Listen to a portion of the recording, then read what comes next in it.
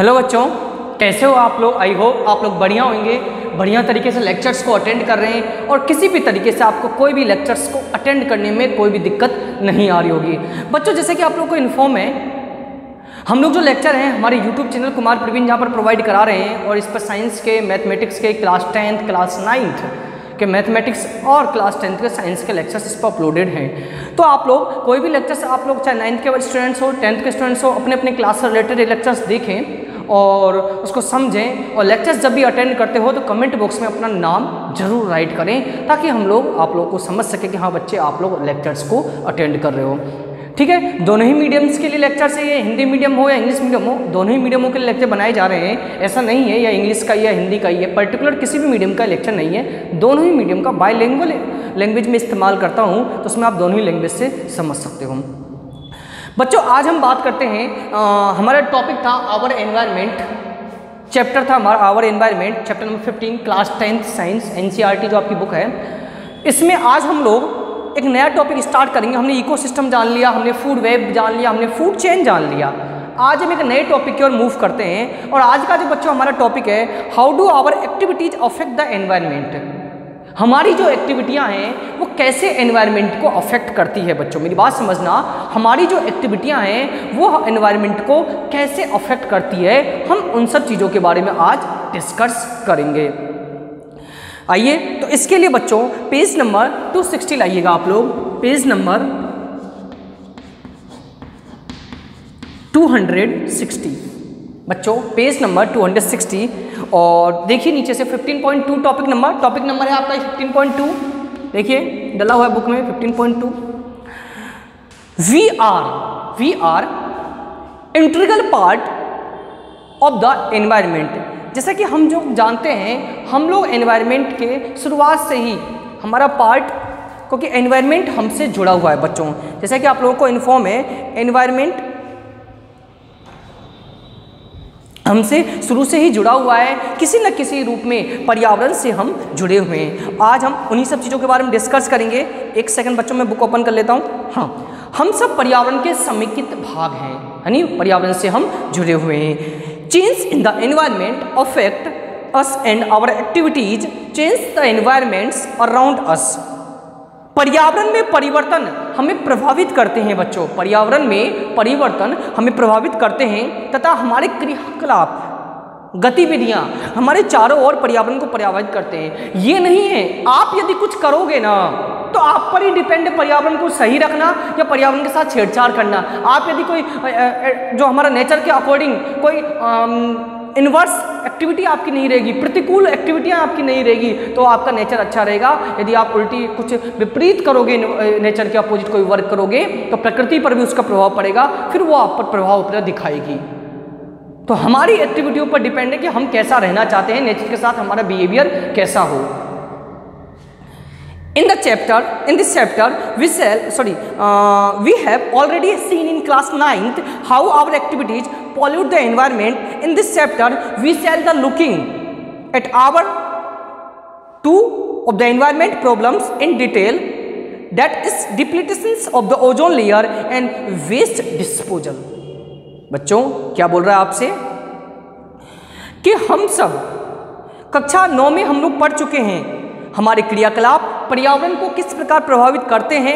इस भाग में हम पर्यावरण संबंधी 2 समस्याओं के विषय में विस्तार से अब हम चर्चा करेंगे। ये वो है ओजोन परत का अवक्षय और अपशिष्ट निपटान।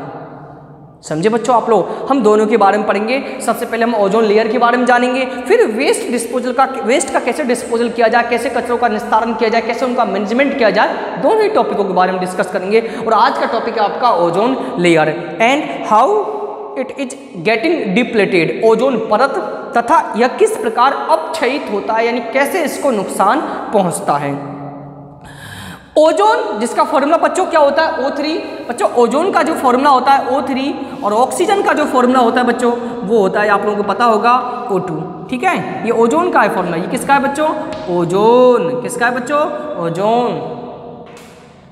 Is a molecular form by 3 atom of oxygen while O2 which we normally refer to as oxygen is essential for all aerobic forms of life ozone is a deadly poison, however at the high levels of the atmosphere, ozone performs an essential function. It shields the surface of the earth for ultraviolet UV radiation from the sun. Ozone O3 के अणु oxygen के 3 परमाणुओं से बनते हैं, जबकि सामान्य oxygen जिसके विषय में हम लोग प्राय चर्चा करते हैं, ये अणु 2 परमाणुओं से बनते हैं। देख सकते हो इसमें 2 एटम्स है, जबकि ओजोन में हमारे बच्चों 3 एटम्स है। जहां ऑक्सीजन सभी प्रकार के वायवीय जीवों के लिए आवश्यक, जितने भी एरोबिक ऑर्गेनिजम्स है, जो भी ऑक्सीजन को चाहिए जिनको, उन सभी के लिए कंपलसरी है, वहीं ओजोन एक घातक विष है। देखिए कितना अंतर इन दोनों में, ये हमारे लिए जरूरी है, हमारे लिए जीवनदायिनी है, जबकि ये हमारे लिए पॉइजन का काम करता है। फिर आगे बच्चों आपसे बोल रहा है, परंतु वायुमंडल के ऊपरी स्तर में ओजोन एक आवश्यक प्रकार संपादित करता है। यह सूर्य से आने वाली परावर्तनीय विकिरण से पृथ्वी की सुरक्षा भी प्रदान करता है। क्या समझे? सूर्य से आने वाली परावैंगनी किरणों से हमारी रक्षा करने का भी काम बच्चों करता है। यह परावैंगनी किरणों जीवों के लिए अत्यंत हानिकारक है, हमारे लिए नहीं, जीवों के लिए भी। ये जो यूवी रेज है ना, अल्ट्रावायलेट रेज है ना, ये जीवों के लिए भी बहुत हानिकारक है। उदाहरणतया यह गैस मानव में त्वचा का कैंसर भी उत्पन्न करता है, स्किन कैंसर भी इससे होता है। मतलब जो भी सन से आने वाली अल्ट्रावायलेट रेज होती है उसको रोकने का काम करता है, क्योंकि ये rays skin cancer, skin disease, कई सारी बीमारियों के लिए उत्तरदायी भी होती है। The sun is highly damaged to organisms. For example, it is non-cause skin cancer in human beings. Ozone at the high levels of the atmosphere is a product of UV radiation acting on oxygen O2 molecule. The higher energy level UV radiation split apart some molecular oxygen O2 into the oxygen O atoms. देखिए क्या कह रहा है, बहुत काम की बात है कि वायुमंडल के उच्चतर स्तर, हमारा एटमॉस्फेयर है, सबसे ऊपर ही ऊपर जाएंगे, उच्चतर स्तर पर परावैंगनी विकिरण के प्रभाव से ऑक्सीजन O2 अणु से ओजोन बनाती है। यानी विकिरण अल्ट्रावायलेट रे जो सन से आती है के प्रभाव से जो ऑक्सीजन है, ऑक्सीजन के अणु वो क्या बनाते हैं, ओजोन बनाते हैं। उच्च ऊर्जा वाले परावैंगनी विकिरण ऑक्सीजन अणुओं O2 का विघटित कर स्वतंत्र ऑक्सीजन O परमाणु बनाते हैं और ऑक्सीजन की स्वतंत्र परमाणु संयुक्त होकर ओजोन बनाते हैं, जैसा कि समीकरण में दिखाया गया है। आइए डेप्थ से समझते हैं क्या बोल रहा है ये हमारा अर्थ है, ये सन है आपका, ठीक है बेटा। अब क्या हो रहा है, यहां से अल्ट्रावायलेट रेज आ रही है, सन से क्या था, अल्ट्रावायलेट रेज निकलती जो हानिकारक होती है हमारे लिए। यहाँ पर यहाँ पर क्या होता है, ये अल्ट्रावायलेट रे ऑक्सीजन से रिएक्ट करती है। ये बेटा जो अल्ट्रावायलेट रेज है ये आपकी ऑक्सीजन से रिएक्ट करेगी और उस ऑक्सीजन को बेटा, उस ऑक्सीजन को 2 भागों में तोड़ देती है बेटा। जो ऑक्सीजन है उसको क्या होती है, 2 भागों में तोड़ देती है। और ये ऑक्सीजन जो 2 भागों में ऑक्सीजन एक एटम छूटा, वो ऑक्सीजन से रिएक्ट कर और आपका ओजोन बनाता है, O3 बनाता है। आपको क्वेश्चन दिया गया है, the amount of ozone in the atmosphere began to drop sharply in the 90s। समझिएगा 1980 से वायुमंडल में ओजोन की मात्रा में तीव्रता से गिरावट आने लगी है, ओजोन की मात्रा घटती गई। The decrease has been linked to synthetic chemicals like chlorofluorocarbon, underline करिएगा CFC, which are used as refrigerants and in fire extinguisher।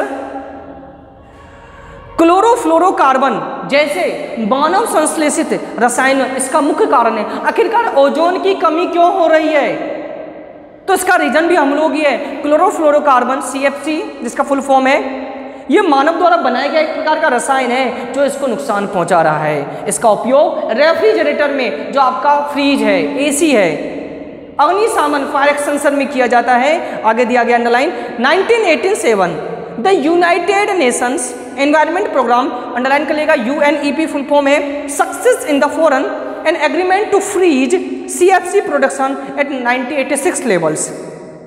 It is now mandatory for all the manufacturer companies to make CFC free refrigerator throughout the world। और एक agreement किया गया 1987 में संयुक्त राष्ट्र पर्यावरण कार्यक्रम में सर्व अनुमति बनी। सभी देशों ने इस पर सहमति दी कि CFC के उत्पादन को 1986 के सीमित स्तर पर ही रखा जाए, लेकिन ज़्यादा उत्पन्न अब CFC को नहीं किया जाए। और कंपनियों को भी इसे बनाने के लिए ज़्यादा, क्योंकि CFC जो होता है क्लोरोफ्लोरोकार्बन, ये रेफ्रिजरेटर AC ठंडी वाली चीज़ों में उपयोग होता है और नुकसान पहुँचाता है। आजकल जो नए रेफ्रिजरेटर नए AC आ रहे, खैर इनमें CFC का उपयोग नहीं किया जाता है, पहले किया जाता था, जो कि ओजोन लेयर को नुकसान पहुंचाते थे और ओजोन लेयर में छेद हो गए थे। तो ये कुछ टॉपिक था बच्चों, आज ओजोन लेयर के बारे में पढ़ा, ओजोन लेयर को कैसे नुकसान पहुंचाया जाता है इनके बारे में हम लोगों ने जाना। तो आप लोग लेक्चर्स को कंप्लीट देखिए, टॉपिक वाइज देखिए। एक बार मैं दोबारा रिवाइज कर देता हूँ। होता क्या एक्चुअली में, सन से आने वाली अल्ट्रावायलेट रेज होती है, परावैंगनी किरणें, वो ऑक्सीजन को डिकम्पोज करती है, ऑक्सीजन को तोड़ती है, तोड़ने पर वो एटम्स ऑक्सीजन से रिएक्ट करता है और O3 ओजोन बनाता है। लेकिन CFC, ठीक है बच्चों, इसके अलावा और भी कई सारी अपने ग्रीन हाउस गैसेज हैं जो ओजोन लेयर को नुकसान पहुंचा रही है, उससे अल्ट्रावायलेट रेज इस अर्थ में एंटर कर रहा है और अर्थ का टेम्परेचर ऑटोमेटिकली इंक्रीज हो रहा है और स्किन डिजीज, कई सारी डिजीज भी हमारे इससे हो रहे हैं। समझ गए? ठीक है बच्चों, तो आज के लिए इतना ही काफ़ी है। जब भी लेक्चर्स देखते हो कमेंट बॉक्स में अपना नाम जरूर लिखिए। So thank you friends, thank you for watching this video and attend this session.